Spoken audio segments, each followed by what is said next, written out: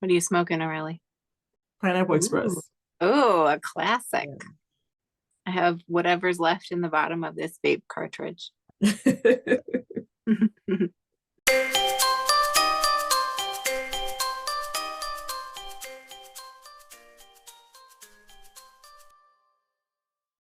Welcome back to Blunt in the Bedroom. Our guest today is Antonio from My Brother Podcast, and we are Aurelie and Patty, and we're recording from the cozy comfort of each of our bedrooms in the wildly wonderful legal cannabis state of Oregon. We're going to have a blunt, and to be blunt, maybe not blunt enough, maybe too blunt. You decide. Today, we're getting an important lesson in civics from Antonio, who's found a way past the bullshit and out of information silos and echo chambers to bring you and us greater familiarity and less fear when it comes to understanding ballot measures. So I like to promote the idea that people who believe true things are more likely to make better decisions, and being informed about what we're voting on is a pretty good place to start. Yes. Where'd you like to take us first there, Antonio? Hi. Hi. So, I guess we could start with why this conversation even came up in the first place, right? Yeah, sure. So we were at a Greek food festival a few weeks back, and as we were walking there were these two older fellas that were trying to get people to sign a petition. And the petition was for getting a ballot measure put on the ballot for the next election cycle, which is next year. Excuse me. So you have to get so many signatures on a petition to get a ballot measure in place for the election cycle. I believe it's for the number of votes cast for the governor for the state of Oregon. You have to get 80% of that in signatures to get a ballot measure put on the ballot for the people to vote on it. Wait. Help me understand that. To be running for governor? Is that what you're saying?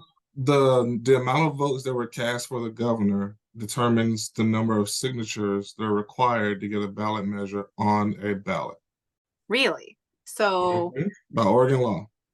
so Tina Kotek here in Oregon, our governor, I don't know what the numbers are, but you're saying if she got 2 million votes, We need to get 80% of that for signatures to get a ballot measure.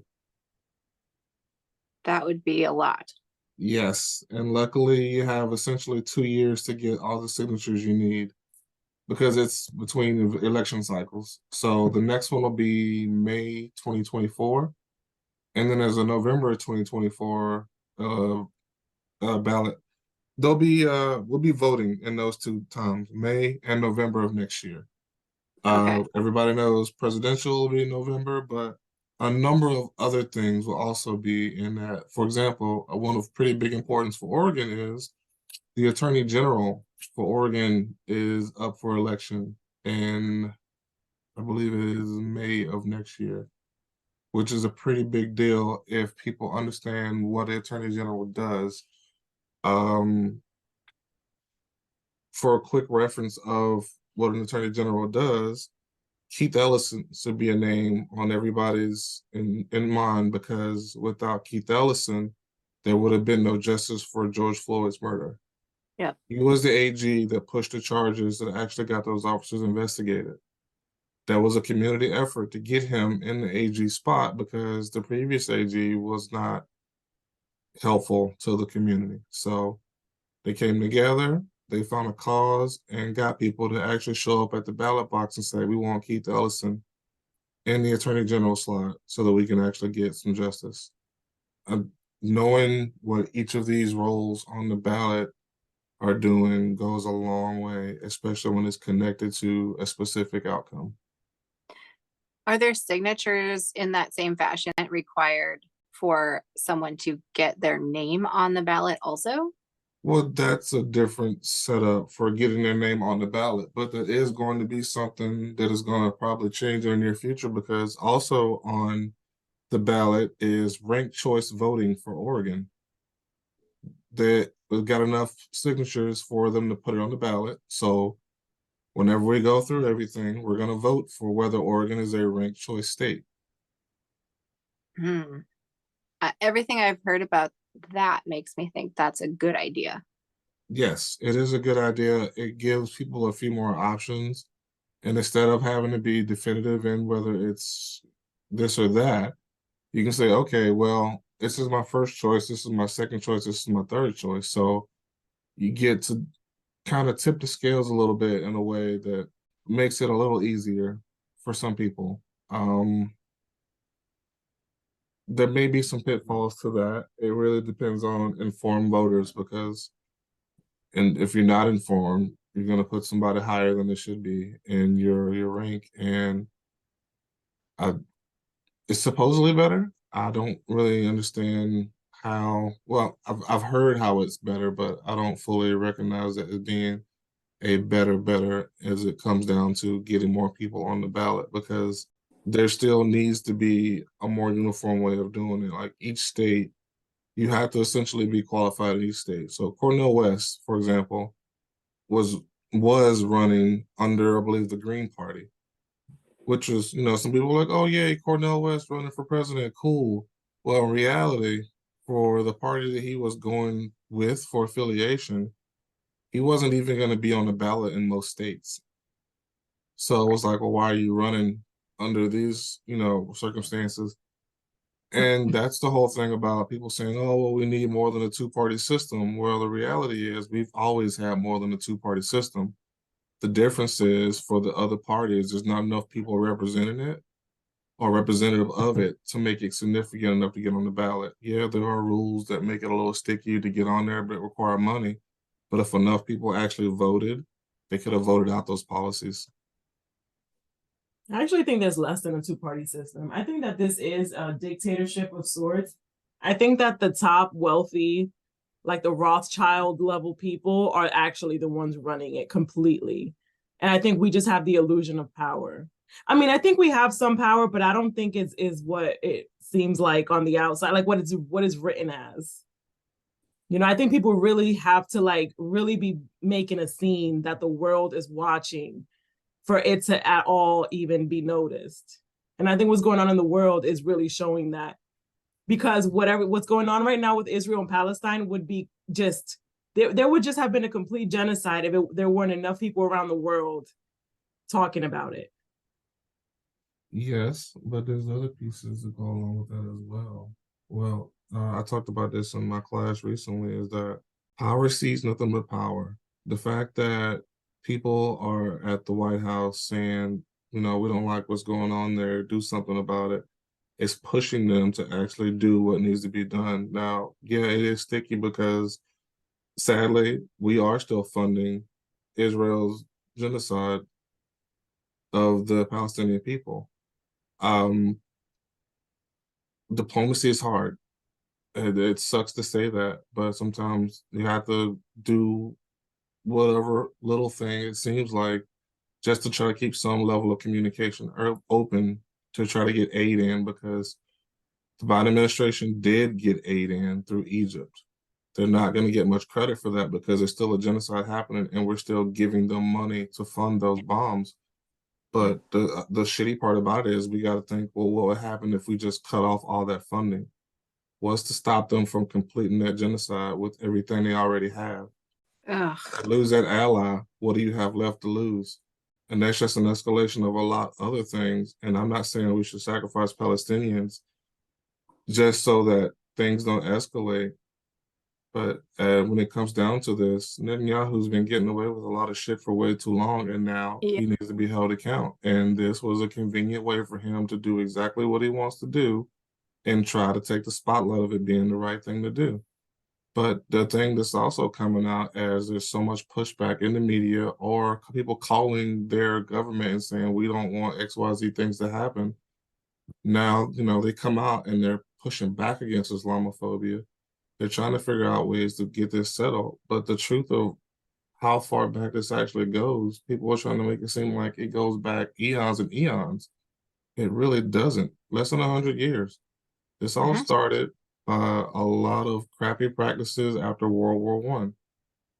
And it being fueled essentially by the UN and nobody being able to talk about it because people can't separate Judaism, the religion, Jewish people, the people, and Israel as the three separate things that they are. Right. It's separation of church and state. We have to see it as a sovereign nation, even if it's not actually a nation or whatever we want to call it. Like it's still politics is hard when it comes to the foreign stuff. That it tanks a lot of people, and a lot of people get hurt because of it. So I mean, we really have to try to weigh this all out as best we can and figure out ways to help, but keep pushing our government to do something different. The fact that they're saying we messed up after 9/11 and essentially marked half the country or, a big part of the country as terrorists without them ever doing anything, like we realize the effects of that. So trying to do something different, trying to address it in a manner of, okay, the push for the ceasefire, the push to calm things down so we can try to figure out a way that doesn't end up with a lot more dead people. We're off topic. But yeah, so back to topic. Ballot measures. These things are important. You have to get the little pieces together. The main Patty, topic. respond. I'm sorry, Can go I? ahead. No, I have a question about ballot measures because I think in my head, I don't know how to separate what is a ballot measure with what is something that our legislature is making a law about. It's a little of both. And okay, so let me get back to where it started and it'll all wrap back in. It might be a better way to do it. So Okay. there's two people at this stand and they're talking about they had two things they were trying to get on the ballot. One was a measure that, and I'm paraphrasing because I don't remember the exact wording, but essentially it gives like what was it, 9,000 or 4,000, some amount of money to the parents of the children who are going to these schools. And it was saying homeschool kids, whether public No, school or hold on. It was a little different than that. It was the way he describes it, the parents get to choose where the funding for their child goes. So if they go to a charter school, the funding will go there. If they're homeschooled, the funding will go to the parents. If they go to a private school, the state funding will go to that. So that's what was worded. But go ahead. okay. It wasn't just homeschooling, but that's just what got my like, oh, wait a Yeah. minute. I could have been getting paid. Like, that's where I had my like, oh, wait a minute, let me go there and sign this thing. And then that's what Antonio was like, that he started asking questions and it was like, wait a minute, like, let's, like, this is not as, It was so go ahead. It was a bait and switch basically. They just threw out the red meat to see, okay, what makes you want to do this? And then you don't even ask more questions because you're like, oh, they're finally doing what I want. I started asking questions and then it got interesting because he's like, this is your money as a taxpayer. Don't you want it back? And I'm like, no, if it's allocated for the schools, what benefit does it take to take it away from the school that already doesn't have enough money? If it's giving money to parents because you're not happy with the system, then maybe you should make sure the money that's supposed to go to the school gets allocated before so they can't just say, oh, we decide. Like those are things that you can do through ballot measures or when you're voting for school board. You can determine how these things are doled out through policy. It can be through the legislature for you pushing it through your Congress people, or you can just literally get the ballot measure put on there so they're forced to do it. That's how the majority of the states that have cannabis legal right now have it, is through a ballot measure. They got the signatures, got it put on the ballot so the citizens can vote and not have to wait for the Congress people to vote on it. Okay. Fascinating. So, yeah, I mean, the whole thing that definitely put my radar up was like, yeah, you're taking money away. But again, public schools, and right now the whole push is charter schools. Yeah, sure, everybody wants their child to go to the best school, but at what cost? Would you rather your child go to the best school while the other regular schools suffer? And just because you have a choice, you would rather hamper the other schools, which is what they were going to do, because once that budget gets reduced, it's very hard to get it increased again. Right. It goes by the amount of people or kids in those seats and by the taxes paid for that area. And if it's an area that doesn't get the proper tax revenue, it's not going to get good funding. I mean, the Reagan era completely jacked up the school funding along with several other things. And now we're dealing with the remnants of it. So it's like, People got to really pay attention to the ballot measures and think, what is the actual impact here? And that was a thing that I was like, I can't sign this. Because I asked him the question, and it was like, oh, why don't you just specify where you want the money allocated to help all public schools? And he was like, oh, that's a good idea. I'm like, no shit, Sherlock. You're older than me. You should have thought of that. You only thought, Well, see, that's not fair now, because it's very much designed so for people not to understand. what's Right. what's not to understand about there being limited funding and you put it in your pocket? I when just it's less told than you, the you saw it school? happen with me right there in that moment. I am a college educated, intelligent person, and I was taken in by certain words. How do you know he wasn't? Like, to expect everyone to think the way you think and to be as educated on this as you think is not fair. I mean, the only thing I'm thinking is, it's expecting a lot of people to think that they're going to have the time and wherewithal in the rat race I mean, I know obviously we should, but reality being what it is for a lot of people, they need to have the time to invest in looking into it, have some semblance of understanding of like fuller social ramifications. And then we're also asking them to understand what it means for them, and then asking them to look beyond themselves and think of the greater good as they make those decisions, whether or not it's directly better for them. And I mean, I is this pessimism maybe, but I really feel like to I get them think to it's the point. realistic because it's the truth. Like Right. we've been very conditioned to not think about that stuff. Like, you know what I mean? Like, we've been very conditioned to like fit the narrative that we're like the box we're put in. Oh yeah. So, I mean, yes, we should all educate ourselves. I mean, that's why we're doing our part with this podcast. But at the same time, it's like it's unrealistic to expect everyone to be able to do that. At least with the tools that seem to have been provided. And Yeah. see, Antonio, I mean, I know to you it's like, well, yeah, it just makes sense to you. You look it up, you figure it out. But I promise you, your brain is special, and not everyone can like. It's like the not knowing what you don't know, or it's like those notions of how to look at it would probably not occur to most people. And it's not that they're dumb; it's just different. Agree. Agree. Well, okay, and I don't want to make it seem like he was dumb.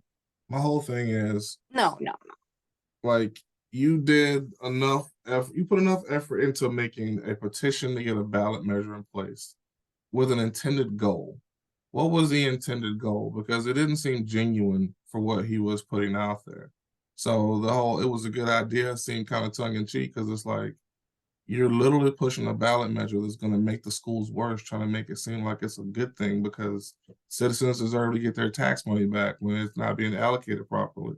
Where I can agree with part of that. If it's not being allocated properly, then make sure it gets allocated properly. Put that effort into doing a petition for that. Because if you actually cared about the schools, what you're pushing would actually benefit them. And there's no way that the parents getting the money for what the school should be doing actually benefits the school, the parents, or the children. The math ain't mathing on that. Like, how do you make it better by reducing? Which is essentially what Right. that ballot measure was presenting. Well, he presented it as gaining, though. Sure. And he probably really believed that it really was the people gaining something. Well, sure, because Yeah. he can't see past his race and class situation. Exactly. If I can Yeah. do it, anybody can do it. That's that thought process. And he did listen. Like, whenever, that's one thing that I do feel like we should give him credit. Whenever Antonio was talking and asking questions stuff, he was really genuinely like paying attention to what he was saying, and he wasn't getting all defensive and dismissive. That's good. Yeah, that's why I think I don't like outright want to give them the benefit of the doubt, because there's some people that I'm like, yeah, I just like automatically think they're stupid. Like the Let's Go Brandon people. It's like, okay, like automatically, or people that wear Confederate flags on their clothes, is like immediately they're too stupid and beneath me and I can't even. But some people that are genuinely like, yeah, they're saying things that don't make sense, but if you speak to them, they at least try to hear and try to understand what you're saying. Yeah, that's good. I mean, that would solve a lot if we were open to hearing what the other people were saying. Yeah. I mean, it's good to hear what you're saying about this one particular ballot measure because I'm an offender in that I participate in one of these schools, you know? So I get it, but it's weird because I think the school keeps a shit ton of the money that's allocated for my kid being registered there. And I don't think they do that much for it, to be honest. But I mean, it's become like this thing where people can start a business that's a school and they can structure it all these crazy ways. And as long as they grease the right palms within the government, they can start this school up and just be raking in money for students that attend their school. Really? Oh, sure. Yeah, schools are becoming, or charter school type places. Oh, it's a charter school. I didn't know that. I thought it was a public middle school. Okay. They use public schools as hedge funds. They probably actually have some benefit to them, but You're mumbling and you're not like we're in a podcast. Did you notice that? Did you heard that, right, Patty? I was like, It went a no. little quiet there. Yeah. I'm not gonna accuse anyone of mumbling. it's But it did okay. go I quiet. am, and that was a definite mumble. Don't put me in the middle of this. Have two really good microphones. Because I don't even know where they are, and we're not arguing on a podcast. Just talk clear, like you know you're talking to the internet. Gosh. Yeah, ballot measures and just going down the ballot and trying to have a general understanding, or at least ask questions about what it is. I will say Oregon does a really cool thing where before the election or before any ballot goes out, they send out a voter pamphlet. It has information on all the candidates, all the ballots for whatever that's been submitted to them. Now, not every candidate gets on there because they either don't submit stuff or they can't afford to have their, pay these people to have their information in there, whatever.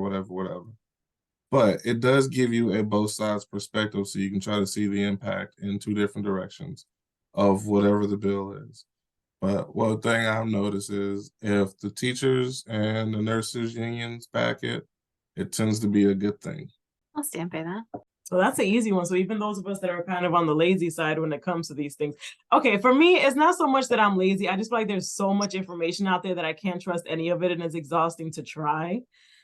So I just kind of I vote for whoever he votes for because our values align. So it's like, okay, I know he's doing the research. So I mean, it makes me wonder if there's an alternative, right? Because if I'm trying to get my information through various social medias and various news outlets and everything is so completely overwhelming, and all of those sources are going to have a bias, where if I tried to turn those off and not look at those and do more, I think, Antonio, the things you've said in the past, which is kind of looking up raw data, like what were the bills? How did these people vote on them? He has an app that up? actually like says things as it's happening. Oh yeah, Congress or whatever, right? Yeah, Congress stuff. Yeah, it's keeping up with what Congress does daily. The same as getting it from the other sources. It's just giving me an app for pulling up whatever bills or whatever they're doing for the day. Okay. Yeah. Most people don't do that though. Well, right. See, that just makes me wonder, like it's another hash mark on the side of saying turn off your feeds and your social media as a news source more often than we do. Because how cluttery and just to our brains, and all of those articles that are meant to get you to click on them are going to be phrased, stated, accompanied by images that are all meant to excite. And I think that becomes super overwhelming for our very sensitive brains and systems, and especially for those of us, I think Aurelia, you and I would fall into that we can get really overstimulated by that. Yes. Maybe we should, right? Like decide we're going to turn off the noisy parts of that and have a little quiet time. I've had to. Congress voting records. Sounds like a good idea. Yeah. I've actually been thinking about getting a minimalist phone because of what's going on in the Congo. The smartphones are like, people are dying because of it and stuff and like all that. So I'm thinking about kind of moving away from that. But Interesting. also because of, I mean, it's also kind of self-serving, is because like there's too much information. It stresses me out. I mean, the whole idea of something being self-serving, like if you can recognize that something's good for the world and it's also good for you, I really don't think that's a problem. I don't think we have to be martyrs to everything that's good for the world necessarily, but tread lightly where we can. That's true. Yeah. It just seems like everything's going on in the world and I'm over here like, oh my gosh, I can't handle Instagram. Like it feels so stupid. Well, I mean, but you're recognizing probably that it's really overstimulating. It is. It's too But much for me. I can't handle it. and they intend it to be. I mean, that's what gets views. It's true. Right now, for now, I'm trying to just stay away from too much information side. I'm fine with like book recommendations and recipes and stuff, but the big, Palestinians and everything, I'm just like, I can't. It's just too sad and fucked up. And I feel like the world is full of, it's like toddlers. Like whenever I hear what's happening, I'm just like, it's like a bunch of toddlers running the world.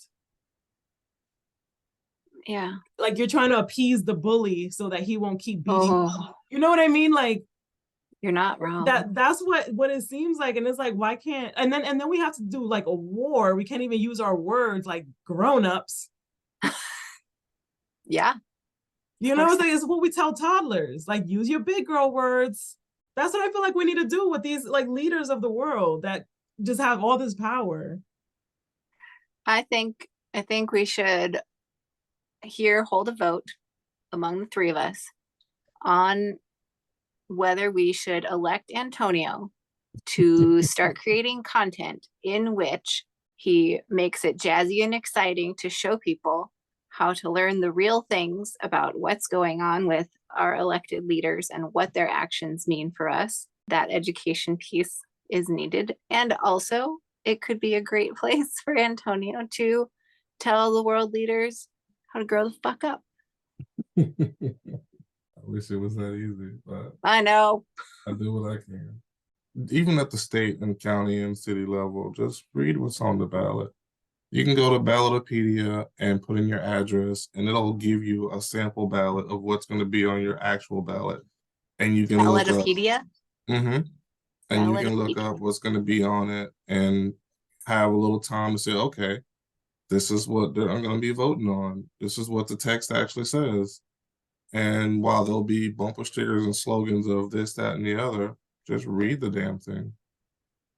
See what it says. You agree with it or you don't. Whether it's for community or for self, just read it. That's all I want people to do. Actually, for one, actually vote, but for two, read what's on the ballot measures. Or if it's something you're passionate about and you think it's going to benefit people, start the petition. Get the people to sign it so we can put things on the ballot. I mean, again, like I said, cannabis is in so many places because people were able to get it on a ballot measure.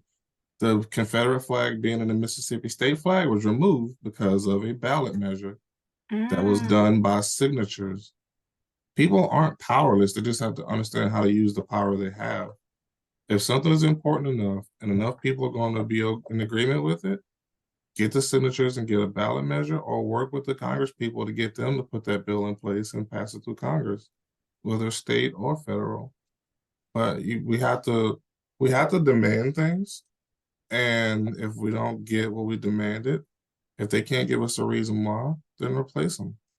Power sees nothing but power. We have to use the power we have of the vote to actually make the influence we need to happen. I mean, that's just how this system works. If we can't, as much as I would love to burn it all down, what happens is the people who have access and ability to rebuild it are the first ones in line to do that. And there's no backup plan for after we burn it down, then we're just back in the same thing with a different set of people. So we have to be strategic about using what we do have to actually balance it out. And I know it sucks to say we have to work. I really take offense at you smashing all my dreams of burning it down and having that work. So Fuck sorry you for that, Antonio. No, Look, see, we were supposed to burn it all down, and then I everyone would be like, I'm here for we burning see it all the error down, of our but I like ways, and now we're gonna controlled rebuild. burns.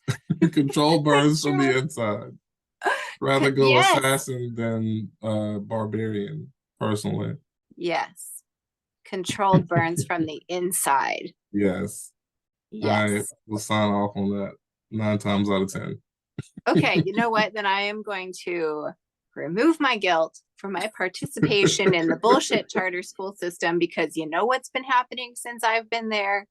I am clearly on the very left end of their the thinking of the families that participate in that in general. And my my kids may have caused some trouble in classes where there was like a question about listing, I don't know, some kid listed Jesus's birthday or something. And I don't know, one of my kids said something back about Jesus not existing. And it's okay, that one's a little far. But in general, like at Zoom meetings or checking in with other whatevers, I can be the one that's bringing up, you know, the way holidays are addressed, like Columbus Day versus Indigenous Peoples Day and nonsense like that. So like I've been a voice of progressive thought in a place that's pretty conservative there. So if that's worth anything to the world, I'll just hope that it is, and I'll stand on that a little bit. I think it is. I think that the biggest, I think this with most things, I think the biggest thing is education. Like, I think once people are aware of the truth and all that stuff and can actually like open their minds to other, to new thinking, I think that's the best way to get it, to start at the bottom level. Yeah, like shake it a little bit, because I think it could be a lot of families that maybe are pretty insulated as far as the types of ideas they're exposed to.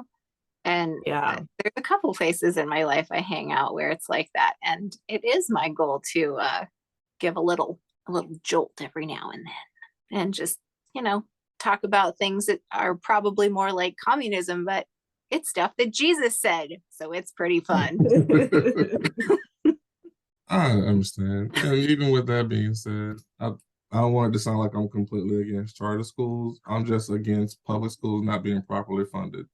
Charter schools can exist until the yazoo as long as public schools get the proper resources and funding that they deserve and require. Charter school is a pay-to-play situation, and I can't tell people what to do with their money.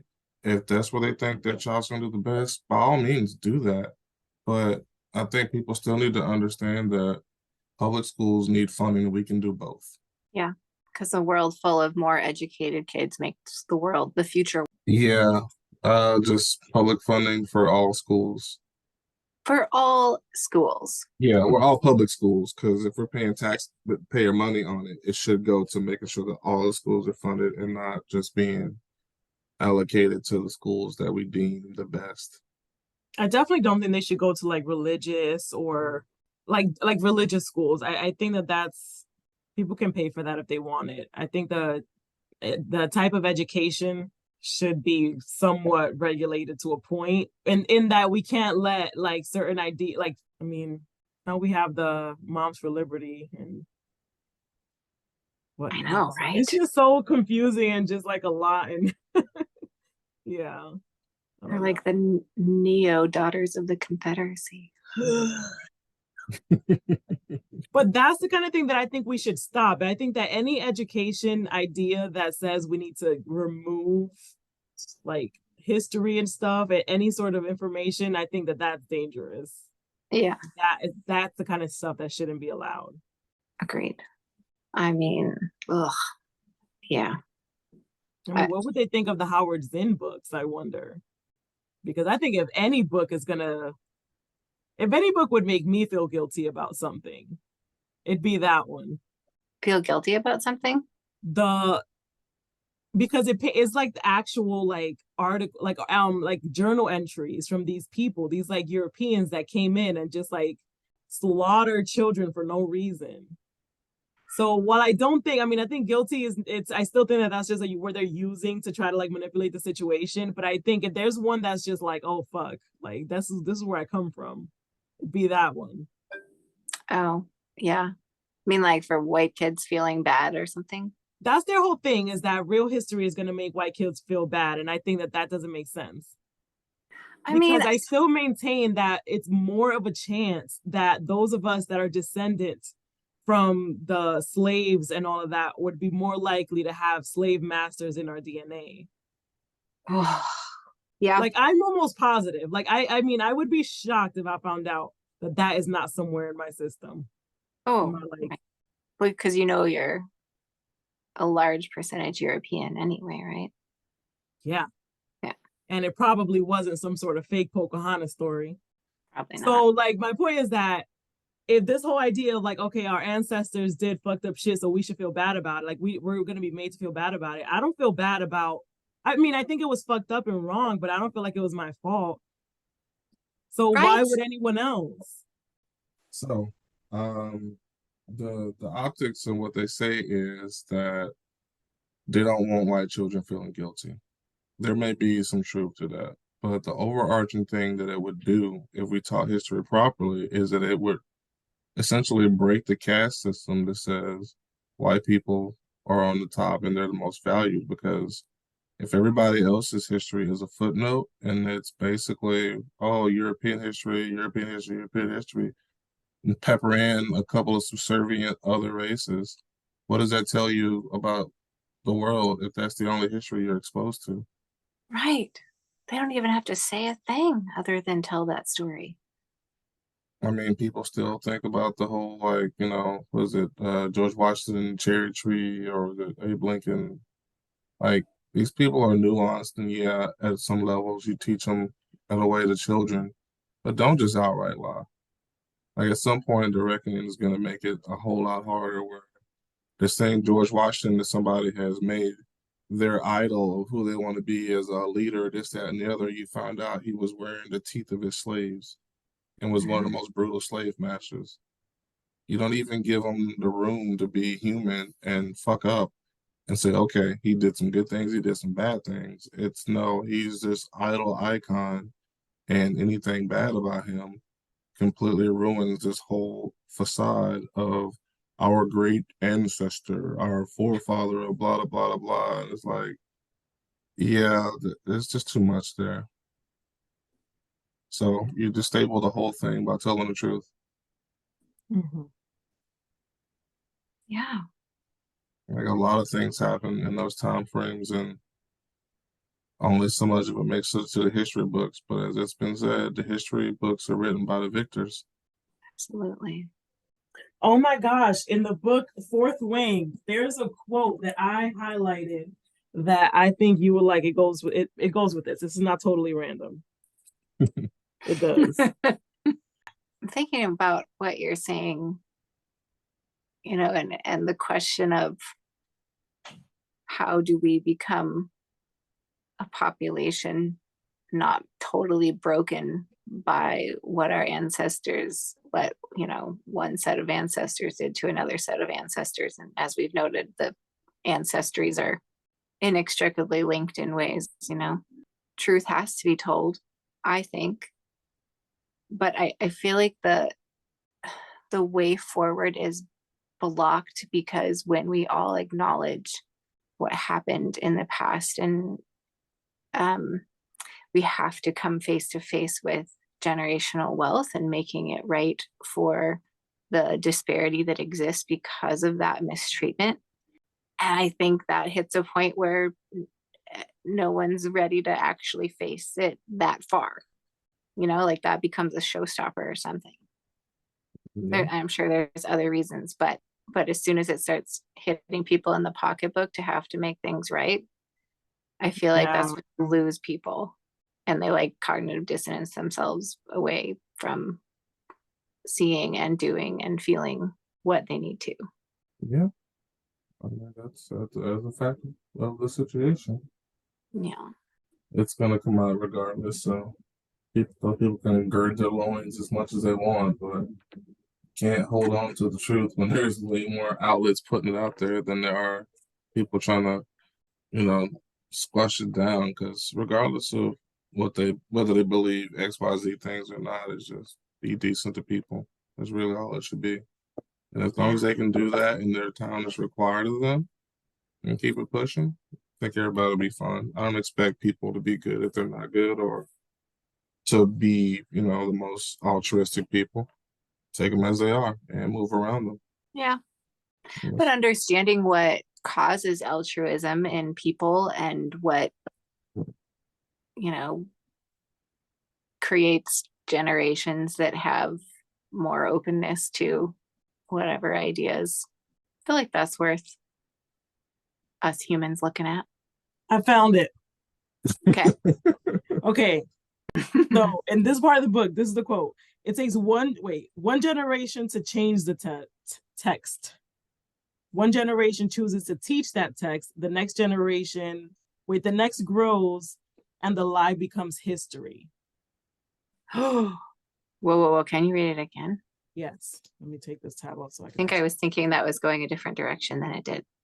So one generation to change the text. One generation chooses to teach that text. The next grows, and the lie becomes history. Oh. Yeah. But why can't it go the other way? Put in truth instead of lie. Because the lie is inconvenient and no government wants to give us the education we need to overthrow them. Right. Already, there's a lot of overthrowing energy going around, and I'm worried that they're going to take the internet away from us. Am I the only one that has that concern? That's what they do in India. It's what makes sense. Like, if you really think like these leaders, like it's what makes sense. Right now, people know too much. The patriotism, which we're going to talk about this in a future episode, but patriotism is going down heavily. And now they don't have enough people to fight in the wars that they're creating for no reason. That's unfair to say no reason, but like not valid reasons. Like there's straight up immoral, actual genocidal reasons. Like it's just crazy. And people are paying attention and we can see it. Like we can see what's going on in the Congo right now. But we can't figure out what's on a ballot measure. Are both of those true? Maybe. Yeah. The information's out there for what's on the ballot measure. There's just also a lot of bullshit out there. Well, it's not exciting and imagery. It's words on a page. So fucking boring ballot measures. Yeah. Yep. This is why we need someone who understands these things very well to make fun and flashy videos to convey it. Right? Like we have science communicators in the world now who can like take things out of the realm of dry, boring, and convey these true scientific facts to eager little minds that have been conditioned to love clicking and swiping. And we could do the same for this. That's kind of what's keeping TikTok alive. I don't say keeping TikTok alive, but there are definitely people who have made a whole thing out of just breaking things down that aren't common for understanding, and very creative and flashy ways that do stick. They are nice to see. Isn't that amazing though? Right? But the hard part is that style can be used for good or evil so easily. Yeah, definitely be used for both. Got to figure out how to do it though. Yeah. Democrats are all the time blamed for not having great messaging, which they don't. But they also don't have a whole propaganda wing of their party that's whole job is to put out bullshit on the 24/7 news cycle. Yep. They're doing the work, but also there's no infrastructure put in place to pump out if there was a Democratic counter to Fox News that only put out all the good shit Democrats did, it would be bananas. Freaking bananas. Because that's that constant engagement with a consistent voter base, which is really all Fox News is, that's all their handle is a consistent voter base that's waiting for infotainment. And if there's not really anything to counter that and they're in a silo, then that's what they're going to believe. And these things happen as the media conglomerates pushed out all of the individual ownership, then you got the majority of the news media owned by the same people. Yeah. So, I mean, to some level, social media had to be a thing. I mean, it still killed independent papers, but they had to try to evolve and do blogs and do other ways of getting information out there. So, I mean, it's not like we don't have information. Yeah, there is a lot of bullshit out there. But like you were saying, a lot of people just have microwave attention spans where if it isn't quick, regardless of whether it's accurate or thorough, they don't want to pay attention to it. I mean, it's Well, Sesame Street style everything now. Like Sesame Street was great because everything was in convenient attention grabbing spurts, but it was education. So children learn their ABCs, one, two, threes, and colors in a manner that was very conducive to them when we weren't overloaded with a lot of things because we only had like 3 channels. But what no, I mean that was it. Just the attention span. It's harder to find things that make people want to pay attention for more than it seems like 30 seconds or a minute, or it's got to be an elevator pitch for everything. And it's like whatever happened to slow and steady wins the race. Like get the full amount of information. But I mean at the same time too, like how many people actually still read newspapers? Probably not that many. I don't even watch full YouTube videos anymore. That was well, bad. right. And I mean, we could fight against that. And I like fighting against things. So why not? And try to like promote for people to expand their attention spans again. Or we can also be like, well, shit, it's kind of where we're at. But also think about it. There is so much shit to know about the world. So much And so information. much information is in our hands at all times, like in our little device that we carry around with us 24/7. Right. So like to have some sense of it all, like we almost have to take a bunch of it in little 90-second cliff notes versions. And it's like it makes a case for building a loose understanding of the truth of the world in that more cursory way, but then being able to like dive down deep in the places that, you find you can excel or whatever. Because informed people is a good thing. Yeah. But yeah, so I mean, but like we're kind of in some challenges there because it's how do we know that people like, well, we want people to be able to know how to know true things. There's too many words in there. What am I trying to say? I want people to be able to know how to like question things and like figure out the truth in a sea Yeah. of lies. For some people, it's easier to accept what's given to them. To everyone, it's easier. Of Well, course to it is. everyone. To everyone, it's easier. Ignorance is bliss. I really believe this. It's easier to believe convenient lies than difficult truths. I mean, I've been trying to wrap my mind around how big the universe could be, and I can't manage it. And it's an uncomfortable feeling to think that the universe is so big that I can't fathom it. Like it's uncomfortable to feel that way. So why wouldn't people just want to blindly accept convenient delusions? Yeah. A flat disk and all the stars are just pinpoints of light on a dome over that one Earth. Yeah. Yeah. Like Because we even talked just about last week, that would be easier. the space from here to the sun is minuscule compared to the universe. And even that is like, we'd never reach it. Like we'd never can even, So anyway, this is something that I've been like seriously thinking about for a couple of days. So it's like really like there for me. But my point is that it would be easier for me to just be like, well, yeah, polka dots in a blanket that God laid over our atmosphere to keep us warm or whatever. Like that would be easier. Right. I mean, in a way, it makes sense because why would we come up with something for what the world is that that we have no concept for that? Yeah. Right. Of course, we relate it to things that we already know about. And so, in a way, that makes what we know now that we've learned through, crazy high level mathematics it makes it kind of unusual, I think, because it forced us in a way to imagine things being real that probably were outside of our realm of comprehension. But because we had the numbers to show that it was real, we could put image to it. I don't know. Am I making sense?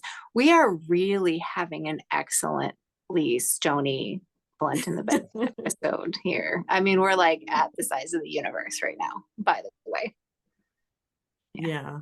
I don't usually go down thought spirals for this long, but it's just that big of a thing that I can't even like, because actually to bring it back to what we to the what do you call it, topic that we're supposed to be talking about, there was a time that I was not against making people test to vote. In the same way that there's some times where I'm not totally against eugenics. You know what I mean? It's like we shouldn't, because we for sure know that humans cannot be trusted with this kind of power. So objectively, we should not be for eugenics or for testing people to vote.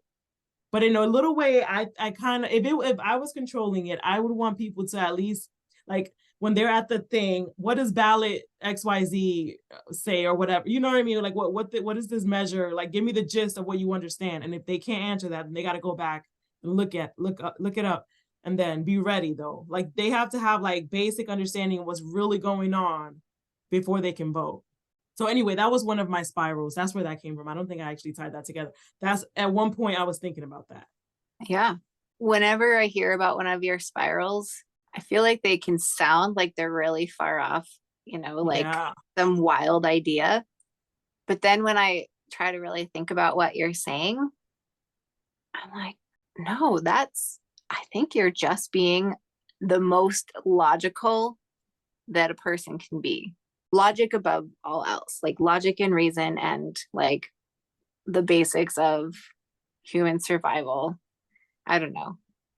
Actually, I remember the first time I met, well, I don't know if it was the first time, a long time ago, like early in our friendship. And I said I don't remember what the conversation was, but I said something about not being totally against segregation.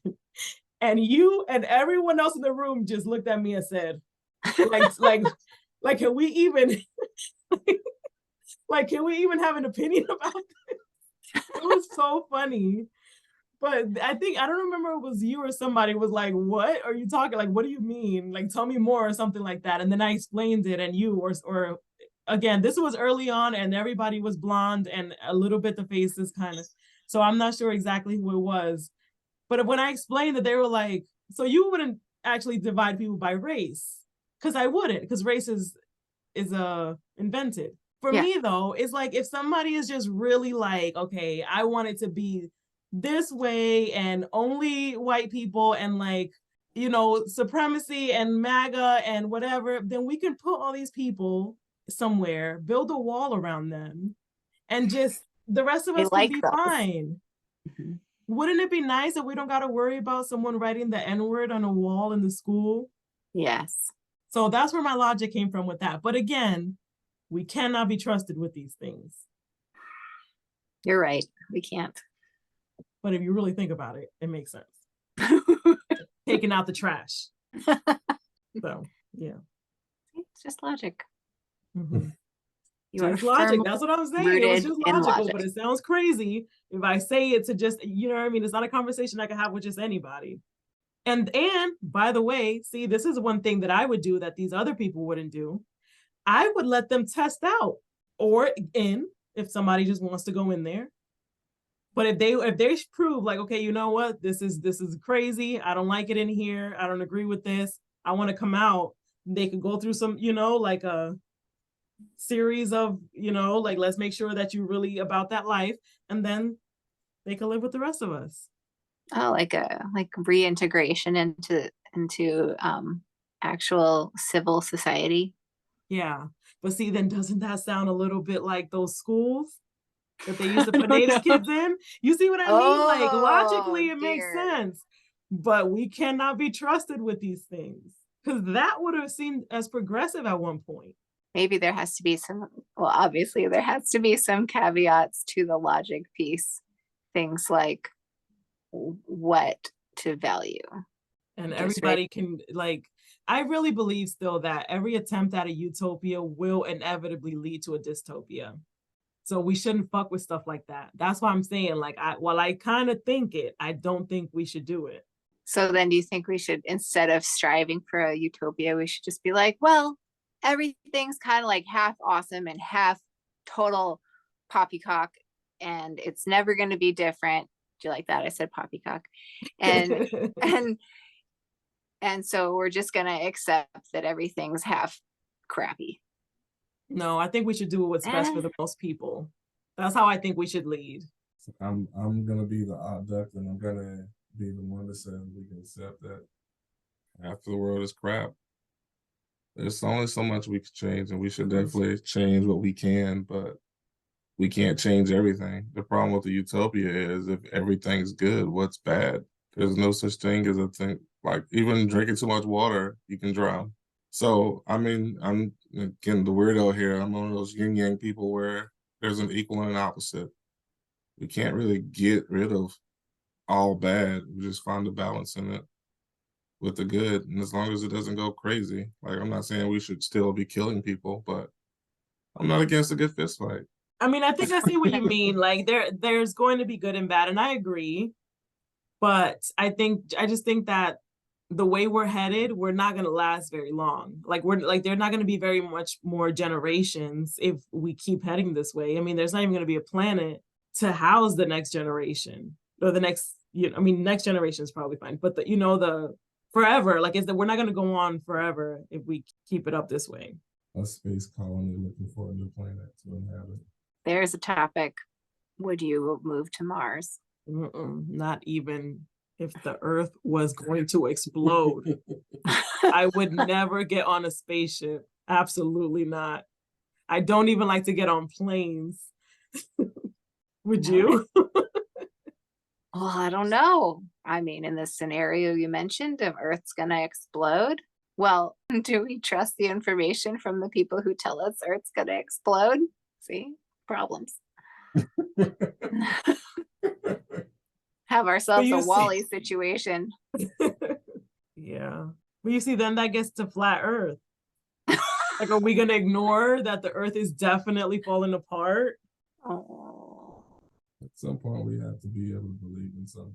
Right. I mean, at some point you end up like realizing you could just as easily be a brain in a vat that's being like stimulated in ways, and you wouldn't know the difference. And so you can make yourself crazy with thoughts like that.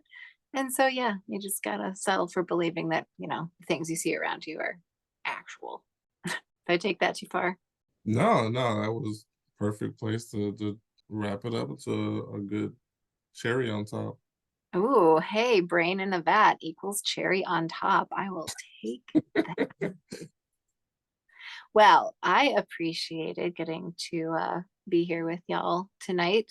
And I feel like I learned something about the ballot measures.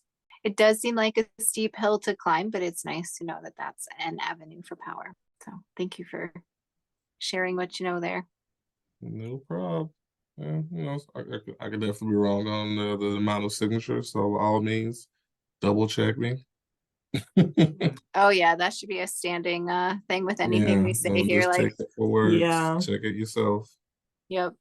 I always like to say I don't actually know shit. So whatever. I just like to talk about things that are in my head. Thanks for joining us, and catch you next time.